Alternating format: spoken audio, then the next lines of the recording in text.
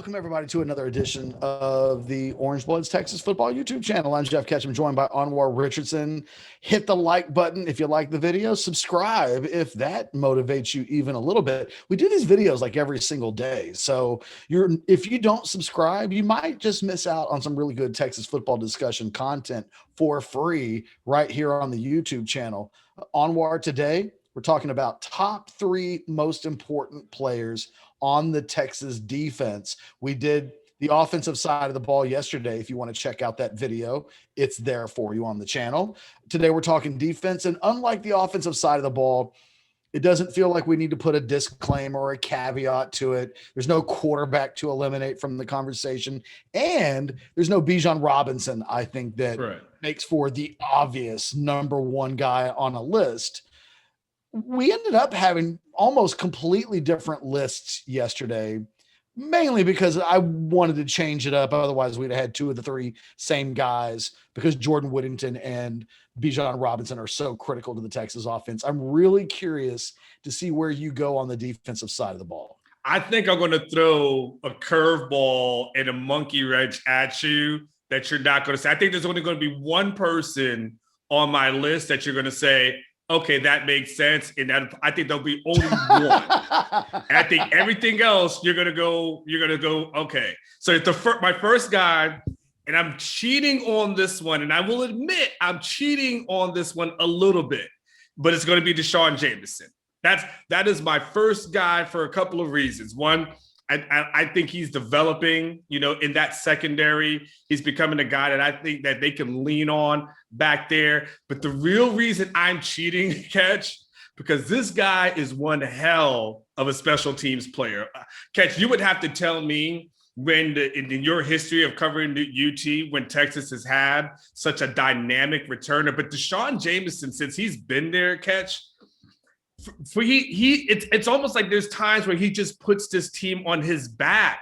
And when you need the big play, whether it was Oklahoma State last year when they fell behind and you thought, oh my gosh, that game is just about over, Tylan Wallace scores, and then he scores a 100-yard touchdown return. I think he had another big return against Texas Tech. You just look through it. Yeah, I love what he does on both sides from defense and special teams. But since we're not going to do a special teams top 3 special teams guys, because it would just be naming 3 guys, right? The punter, the kicker, and the long snapper, right? We're not going to do the gunner, right? We're not going to do that video. So that's number 1 for me. Number 2, I think will be the easy one that you'll say, I saw that going. Agent Zero, DeMarvion Overshown. I mean, as a linebacker, we saw him start to come into his own. And it's interesting because, we started going into this season, and he ended up last season, and he was a guy that, switches from the safety position to the linebacker position. But that's kind of the trend now in the NFL, is to get those safety guys, get them a little bulkier to be able to get on the edge. And DeMarvion Overshown is a guy that we show. I don't know how many damn bands he's got on his arms, but he's got enough to get the job done. And here at Steve Sarkisian's offense, I think he's a guy that, leads, this linebacker group. The third guy, okay, this one, if there's the debate to be had, I know it's going to be a debate on this one. It's going to be Ray Thornton. I now know what you're doing before you even say it. Ray Thornton. Yeah. Ray Thornton, man. Number 3. Hey, I said important. He is important, and here's the reason why he's important, Catch. I didn't say he's going to necessarily have the biggest impact, but he's important that he has to have the impact because they need someone on that edge. They just need some. And I think Texas fans haven't had a full appreciation that, Joseph Osai was something that you could at least count on, that you knew what you're going to get out of him. Before that, you still had Charles Omenihu, who was a Big 12 defensive player of the year.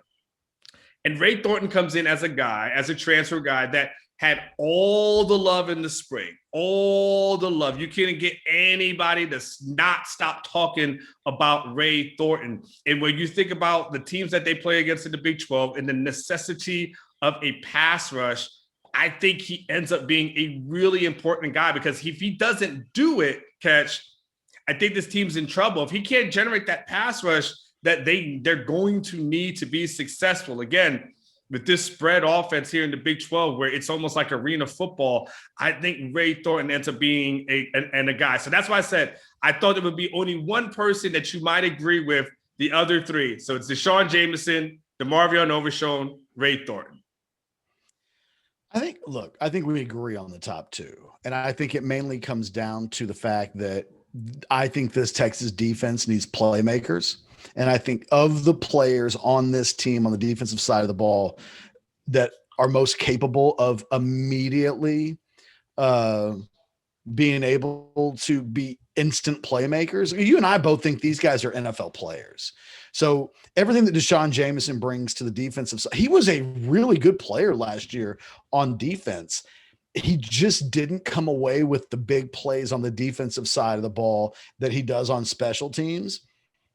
I think Texas needs that to change. He can't control all of that. I mean, he's going to need some teams to be willing to throw the ball his way. He's got to be in matchups. It's harder to say that a cornerback has to be one of your most important critical players. But I don't know who else in the secondary that I feel comfortable with saying he could be a definite playmaker. I think they've got guys, but I think of all the guys that are on the field right now, he's the one that I think could be. If you told me that Deshaun Jamison had 7 interceptions this season, it wouldn't surprise me at all. I think he's got that kind of ability. We'll see if it materializes this season, but he has to be good in the secondary. DeMarvion Overshown at linebacker. Again, who is going to make the plays on this defense? The big plays, the 4th down plays, the 3rd and 8 plays, who gets the sacks, who forces the turnovers, who scores the touchdowns. Overshown has that type of ability, and it feels like if he can stay healthy, and I have to admit, I'm a little more concerned about the labrum injury that he had offseason surgery for and is still recovering from. And look, he's expected to be, I think, physically ready to go in August. But if there was any setback at all for any reason, that starts to run into the season.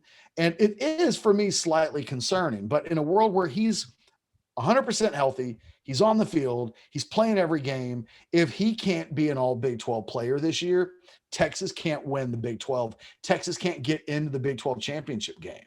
They can't win 10 games unless somebody on this defense is making big plays. And the most obvious candidate is Overshown.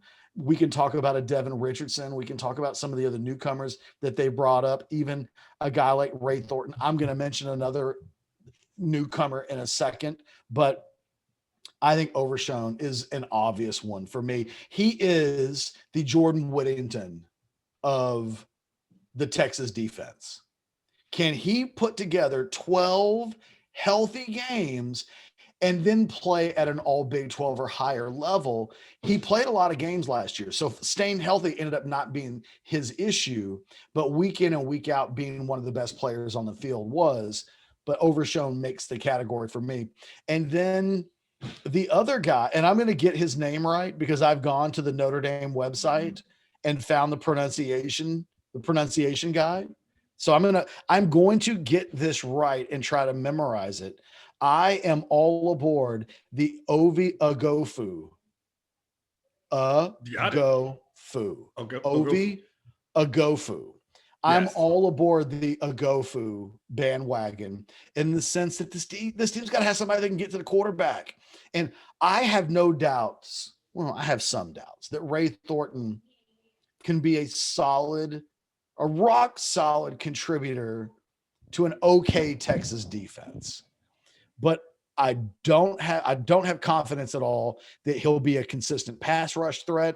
I don't know that when they're playing the biggest games of this season, that when they're against Oklahoma, when they're against Iowa State, when they're playing on the road at Arkansas, and it's 3rd and 6, and somebody needs to be on the field to make a play as a guy coming off the edge as a pass rusher, I think Ray Thornton can make 40 tackles this year, but it's the tackles for loss, it's the forced turnovers, it's the sacks. I'm not real sure what he's capable of. So if it's not him, almost by default, you have to look at Oghoufo and say, he's played in the playoffs. He's played on one of the best defenses in the country at Notre Dame. He's had a hard time carving out a niche at Notre Dame in the starting lineup, which is the reason why he transferred, because it looked like even though there was a departure in the two deep by a senior last year, that he was going to get jumped by a younger player who, look, going to play in the NFL one day. He wasn't getting surpassed by scrubs, but he was still getting surpassed. So he comes to Texas. He's played in big games. Like, he can play against Oklahoma in October, and it won't be the biggest game of his life because he's played in a playoff game. So as recent as, 7 months ago. So I'm going to go with Ovie Oghoufo, just as, because if it's not him and it's not Ray Thornton, it starts to turn into the wide receiver position a little bit, where there are a lot of bodies and guys, I guess in theory, it could be.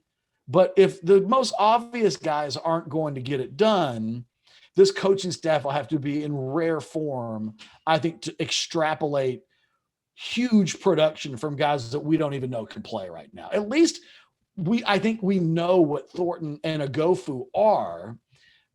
I don't think anybody else on the roster is probably as advanced as they are, which is why you and our heads, I think, are in the right place.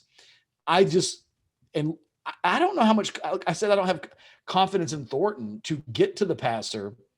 Oghoufo doesn't have a huge track record there. It's a little bit of a leap of faith on my part to think that happens this year. But this is the moment in his career where the light switch at Notre Dame should have been going off. And if Texas is fortunate, they'll get a guy who I think has Sunday upside, start to scratch a little of that Sunday upside now, when it probably hasn't completely happened in South Bend. So a couple of things are going to happen here, because I have zero issues with, your list. You don't really have a huge issue with us. I think when we start talking about Oghoufo and Thornton, and again, we're just talking about importance, right? We're not necessarily saying impact, like we're predicting the impact, but we're saying like they need to step up. Like that's what they need. Like that's how important they have to have. Now, what's going to happen though. In the comments, someone's going to say, okay, there's two guys you guys didn't talk about, Moro Jomo or Keondre Coburn. And probably Keondre would be the first person that they'd say, okay, he probably should have been on your list. I'm sure people will say that. And some might say Moro, especially based off what we saw from him in the spring. So if we said the best player on that defense, yes, Coburn might be number one. Correct.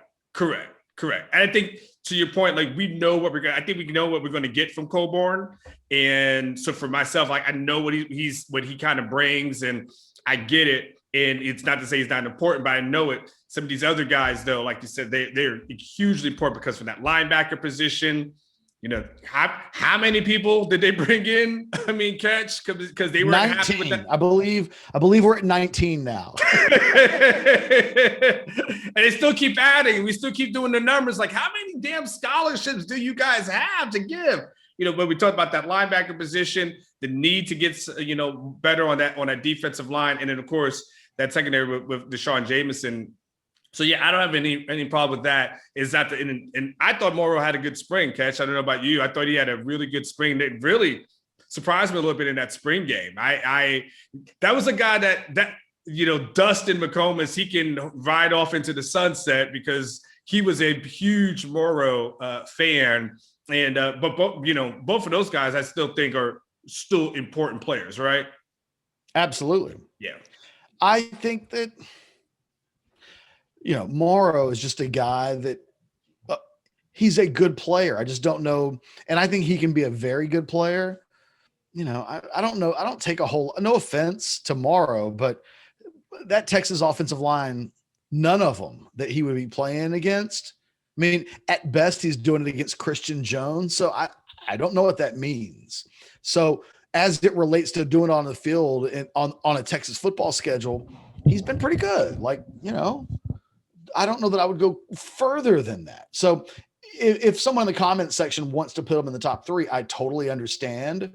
Keondre Coburn, I will listen to as the absolute best player on this defense. In fact, I probably would place him number one. I would probably go 1 And then, Jamison and Overshown could go flip a coin, put those three almost in any order. I wouldn't argue too strongly about it. But I saying what it needs is playmaking. That's what it lacked a year ago. And I don't necessarily look at the big guys up front. None of these guys are double-digit sack guys. None of these guys are going to, in the Big 12, being able to stop the run and stout at the point of attack has value. Playmaking has more value. And so when we talk about importance, I've personally chosen to view this through the prism of who's making big plays, because this is a defense that really lacked. I mean, look, I've mentioned this before. We've talked about it. Joseph Osai was probably the biggest playmaker on that defense a year ago, but he kind of the effort was always there, but the production was not for the overwhelming majority of the season. And if you take that Oklahoma State game out of his statistics, you'd go back and look at Joseph Osai and you would say he didn't have a good year. If little things like quarterback sacks matter, and coaches will say sacks don't matter.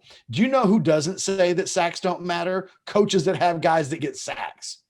You've never, Bill Parcells never said, Lawrence Taylor kind of overrated, because really, how important are sacks? Yeah. Nobody. Yeah.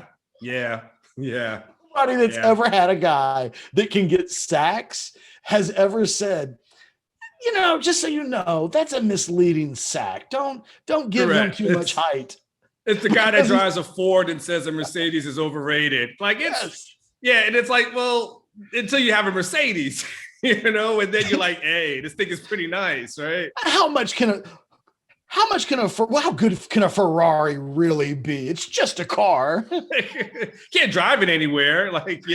So, I think that I'm interested to see what the comment section looks like, because we mentioned it on offense.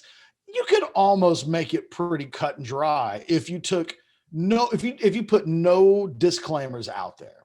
You could go quarterback, either one of them. You could put the quarterback 1 and 2 for that matter, and then go Bijan and Jordan Whittington, and then never break a sweat in terms of digging deep into a top 3. I think the defense is really interesting, because if you tell me at the end of the year that Keandre Coburn and Maro Ajomo are the 2 best players on this Texas defense, I think that's going to concern me a little bit. I think, because at the end of the season, I think what you want to be able to say was that DeMarvion Overshown was the best player on this defense. Or if you said that about one of your cornerbacks, that means you got a lockdown guy or a guy that's making big plays for you that, if it'll be really, I look at this group of players that Pete Kwiatkowski has to work with, and a lot of really interesting pieces, very few proven pieces outside of these defensive linemen. What he does with this defense, to me, will really be all about his coaching. He has not inherited a stacked deck. If this ends up being one of the top defenses in the Big 12, I think we'll have a real indication of just how good of a hire Steve Sarkisian made at the defensive coordinator position. Consequently, we could also get to the end of the year and maybe they're 5th in the Big 12, and you and I can do a video and go, well, look, man, when we talked about this in late June, we knew then they didn't have a lot of playmakers. So how upset can we really get? They've got to develop the guys that they have that are most primed to get there. I think of the 2 guys that we mentioned, Jamison and Overshown. Anything else will be a huge win. It'll be found money. I mean, if you tell me that anybody on this team turns into a 5 or 6 sack type of guy outside of any of the names that we've mentioned, that is literally like finding $100 bill on the sidewalk. So here's the last I'll say, Catch. So I'm looking it up as you were talking, right? Could Morrow have similar, if Morrow has similar numbers to Taquan Graham, and I'm going to give you Graham's numbers, you tell me what you think this defense is, okay? So if last year, it's interesting, played and started in 9 games, 23 tackles, 12 were solos, 7 tackles for loss, 2 sacks, 2 quarterback hurries, and 1 recorded. He recovered a fumble. And it's not good enough that your second best player can't be that. And so, no, if you asked me that today, I would not take that stat line from Maro Ajomo. That to me is such a unproductive stat line for a really good player that I'll take my chances that he does worse just at the sheer hope that we're talking about a guy getting more than a couple of sacks and a couple of pressures and getting his hand involved in one created turnover. They've got to get more from their guys. And look, I think there's a separate conversation to have about the type of production that they can get from a guy like Coburn and Maro Ajomo, but like their best players, they got to have better numbers than that. That's the reason why a guy like Taquan Graham wasn't on all Big 12 teams at the end of the season. And I like Taquan Graham. He's a good player, but never better than good. And too often kind of a non-factor. And you can't say, well, no, Ketch, that's not fair. He played in 9 games. He made a couple of plays all season. Really? I mean, only 12 solo tackles and only 2 sacks. There's only so much arguing I'll allow for before I'm like, they have to make plays on the field. And that's kind of where we are. Look, tell us who you think are the top 3 most important players on this Texas defense. Did we get it right? Is it that easy? Does everybody have Overshown and Jamison in their top 3? And we just maybe didn't think that they'd be on the same level for the defense that a guy like Bijan or the quarterbacks would be. If we're way wrong, tell us why we're wrong. Like the video, hit the subscribe button. We'll be back tomorrow with more Texas football breakdown here on the Orange Bloods YouTube channel. Thank you for watching. We'll do it again, 24 hours later.